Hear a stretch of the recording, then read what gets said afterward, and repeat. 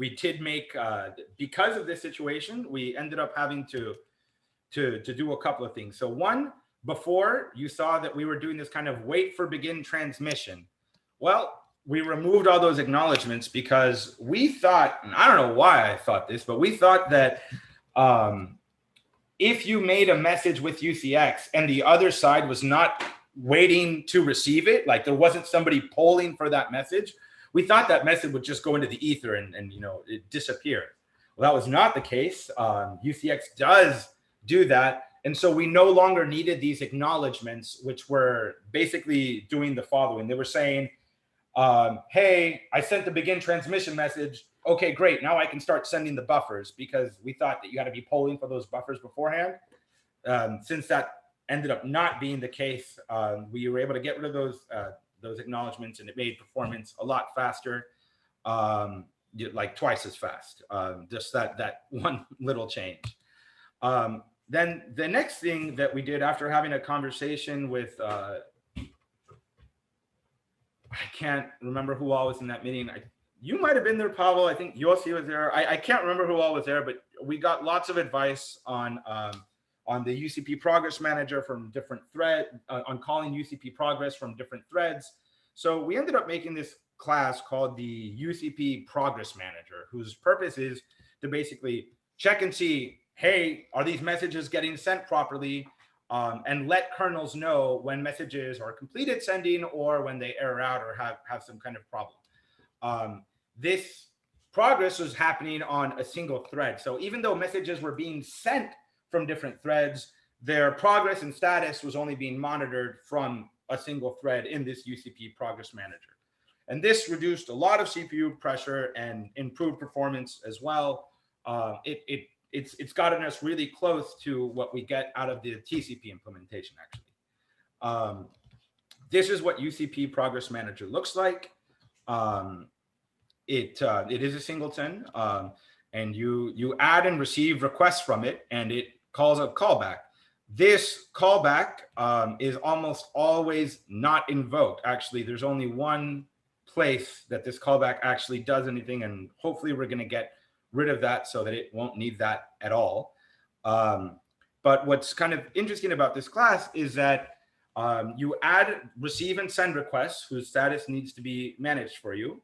And then this check progress is just an always, it's an always running function that uses a condition variable to kind of check and see if it needs to be running, so that it's not running needlessly. But as long as there are requests en route, it's checking their progress. It's calling UCP progress on them, and it's checking the status of all the requests that are in flight. This is kind of how, this is basically what check progress does, right? I call UCP worker progress. I check for the status, and if we get any errors, we throw a runtime error, and there's a try catch around this that'll go through all of those and figure out which kernels it needs to notify that an error did occur. So that was really simple, and helped out a great deal when it came to the kind of pressure that we were experiencing then. So in the current state, we still have Ipc failures in UCX. Unless we call CUDA set device to initialize a CUDA context before any messages are sent. This is really kind of interesting, and this is a behavior that we haven't seen with any other libraries. We're still kind of looking into why this is caused, but basically the second that it tries to open up an IPC handle, if we haven't called CUDA set device on the same thread that UCX is going to send a message on, when it does go to IPC, it basically says, oh, I couldn't IPC, I'm going to fall back to something else. So this error doesn't actually cause bugs or execution errors for us, but it obviously slows it down because it's trying to use a protocol and then falling back to something else when that doesn't work. the other thing that we're noticing is that a lot of people at NVIDIA are getting really nice performance improvements with their kind of DAS use cases and UCX. And we're not right now at this moment getting those speed ups. And I think it's because we send many more smaller messages. A lot of the tasks that are being scheduled by the DAS scheduler are on really big buffers, it's big stuff that's getting sent around, whereas Blazing is sending over, smaller buffers in these batches as they're getting processed by all these kernels operating in parallel. Like many times we're just sending over like metadata, like the payload is actually tiny. It might be, less than a kilobyte because it's just telling it, information it's going to need for planning or optimizing later on. So I guess the last thing I want to talk about are the optimizations that we know that we need to do. So we're very committed to making this work, right? Like this isn't like, we know that this can be the bee's knees for us in terms of being able to send information quickly between our workers, taking advantage of all the new advancements in hardware. We know that it's going to take a bit of time to get the kind of model that we have, singing with UCX. So we know that we need to make a pool for the requests, so we're not allocating them all the time.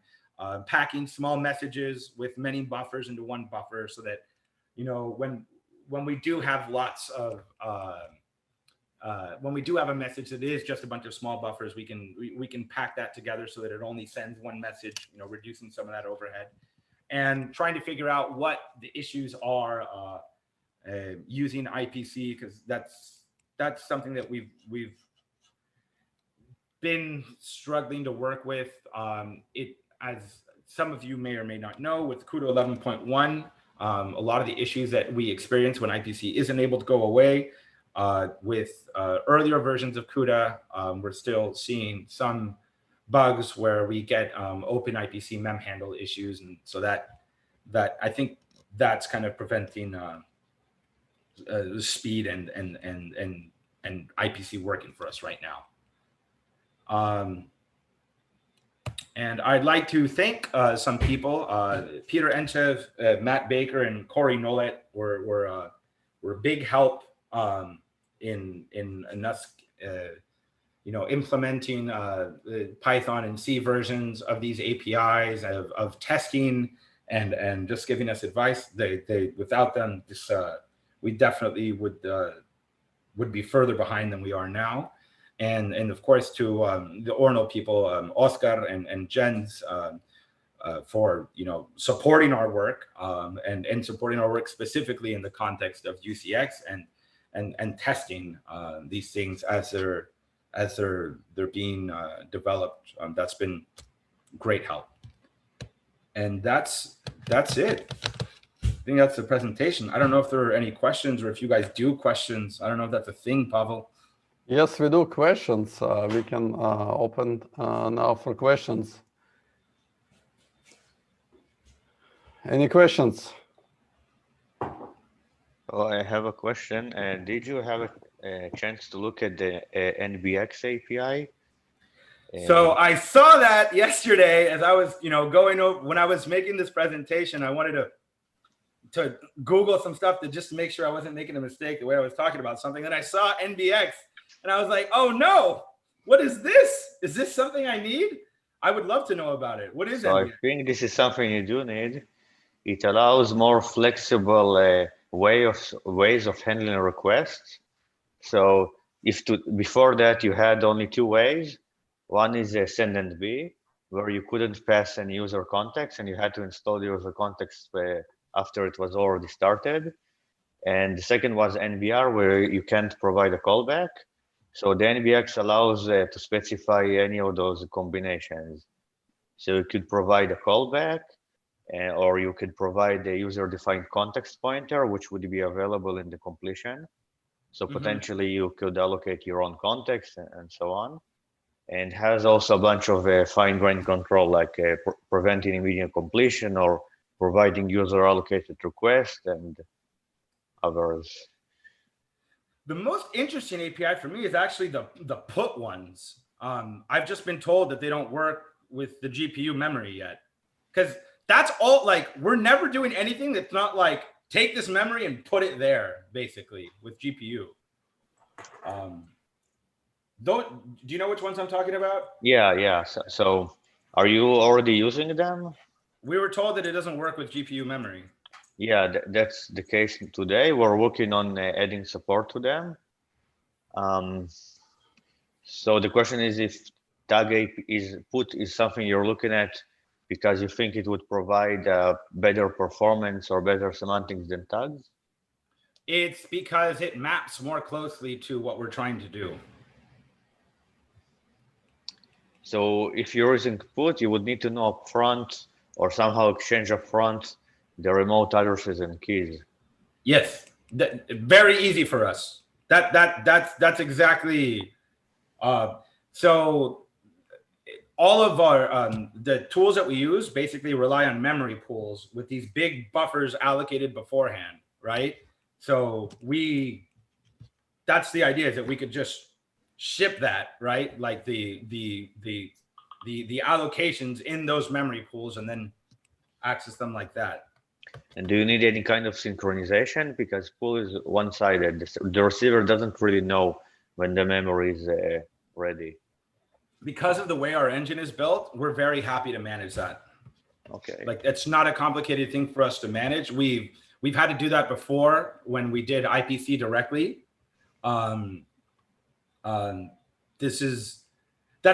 We try to, yeah, that's the kind of thing that we don't mind managing, because there is this one allocator that we're using for everything, if that makes sense. And you could just assume that the memory that you would like to write to has been allocated by that allocator. And yes, and the way that our kernel works, like, it's very simple for it to know, hey, I can write to this place and it'll get like a metadata message later on saying you're done, free it up. Like that's very easy for us. Mm-hmm. Yeah. Is there? Yeah, but that's the API I'm most excited about. I'll be honest. So currently it looks like it could happen for V111. So we have some experimental version now, which can support put with GPU with the new protocols. But I mean, it hasn't been tested that much yet. So if you think that you can give it a try, maybe. Yeah. So you're saying in 1.10, there's an experimental version that we can kind of try out, and yeah, we can expect it to be buggy, but yeah, we could definitely try that out.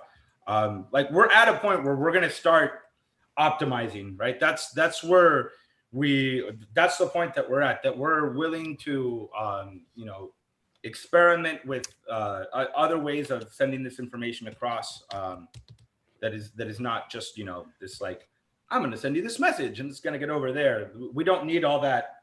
We don't need all those frills, all that fanciness there. Mm-hmm.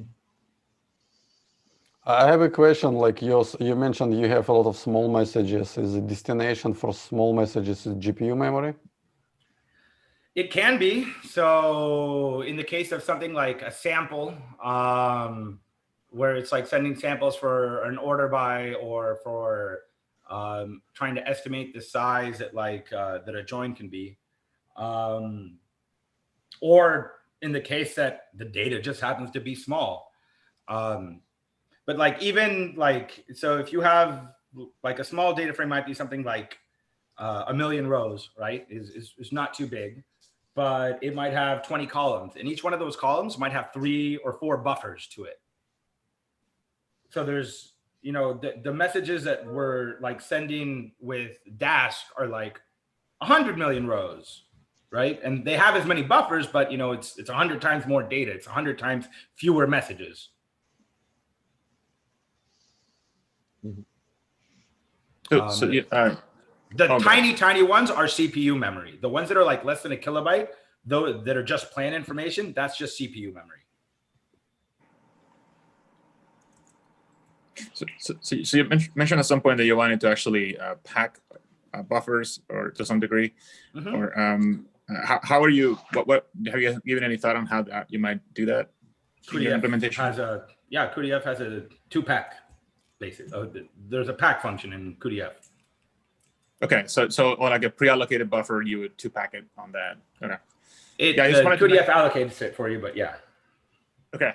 Yeah, I just wanted to bring that up because actually I'm from the Spark side, and we have seen similar issues with small buffers, and we're actually not sending multiple columns. We're sending one buffer per data frame because we use a contiguous split.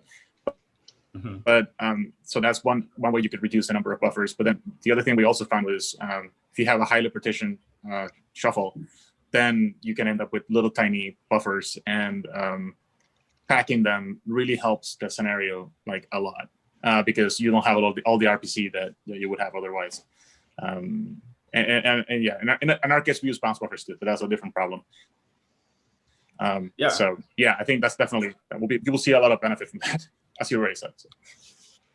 Yeah, we looked into contiguous split, and for the really small buffers it helped a lot. For the big ones it didn't seem to, like, just using it period didn't work for us, at least. Like splitting the big ones too was significantly slower than